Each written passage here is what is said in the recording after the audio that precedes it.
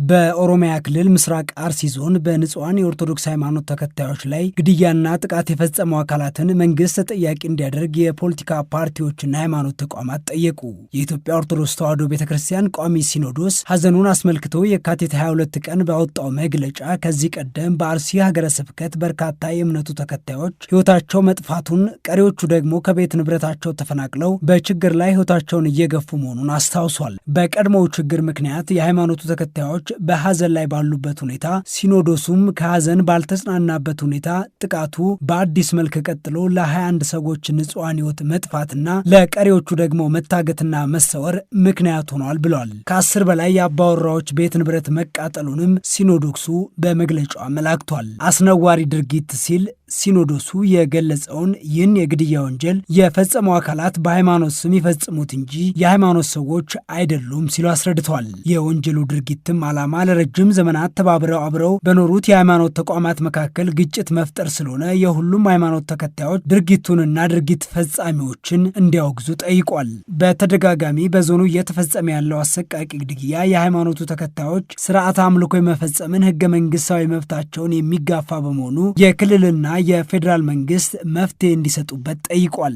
የካቲት 22 ቀን 2018 ዓ.ም ጉዳዩን አስመልክቶ መግለጫ ያወጣው የኢትዮጵያ እስልምና ጉዳዮች ከፍተኛ ምክር ቤት በኦሮሚያ ክልል ምስራቅ አርሲ ዞን በሽርካ ወረዳ በንጹሃን ኦርቶዶክስ ክርስትና ሃይማኖት ተከታዮች ወገኖቻችን ላይ በደረሰው አደጋ በእጅጉ አዝነናል ብለዋል። ድርጊቱ የትኛውንም ሃይማኖት እንደማይወክል የተናገረው የምክር ቤቱ መግለጫ የተፈጸመው ግድያ በአማኞች መካከል ጥርጣሬና ግጭትን ለመፍጠር የተቀነባበረ ሴራ ነው ብሎ እንደሚያምን በመግለጫው አስፍረዋል። መንግስትም አፋጣኝ እርምጃ እንዲወስድ ምክር ቤቱ ጠይቋል።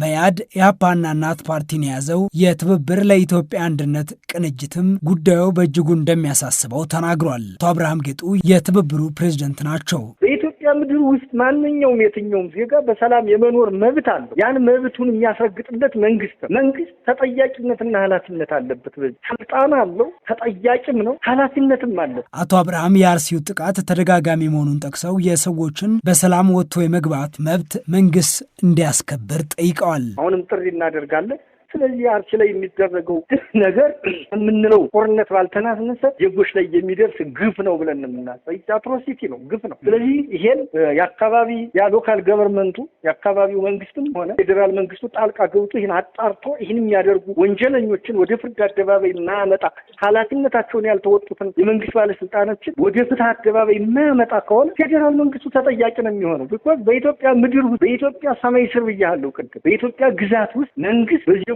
ላይ ለሚደርሰው አንደኛውን ጥቃት ተጠያቂ ስለሆነ በዚህ ምክንያት አርሲም ላይ ሆነ ሌሎች ቦታዎች ላይ እየደረሱ ያሉ ማንነት ተኮር ጥቃቶች ወንጀል ናቸው። የኢትዮጵያ የሃይማኖት ተቋማት ጉባኤ በበኩሉ ባወጣው መግለጫ ዘግናኝ ሲል የጠራውን የግድያ ወንጀል በጽኑ እንደሚያወግዝ ተናግሮ ጉባኤው የዜጎችን የመኖር ያለ ስጋት ከቦታ ቦታ መንቀሳቀስና ሰርቶ የመለወጥ መብትን በሙሉ እንዲከበር ጠይቋል። በመሆኑም ግድያ በፈጣሪ ዘንድ ታላቅ ኃጢአት፣ በህዝብ ዘንድ ደግሞ ተቀባይነት የሌለው የጭካኔ ጥግ እንደሆነና በሕግ ፊት ደግሞ ከባድ ወንጀል መሆኑን አስታውሷል። ይህን ወንጀል የፈጸሙትን አካላት መንግስት ለፍርድ እንዲያቀርብ የጠየቀው የጉባኤው መግለጫ በአካባቢው የሚኖሩ ንጹሃን ዜጎች ላይ ተመሳሳይ ጥቃት በድጋሚ እንዳይፈጸም ጥበቃ እንዲደረግ ጥሪ አቅርቧል።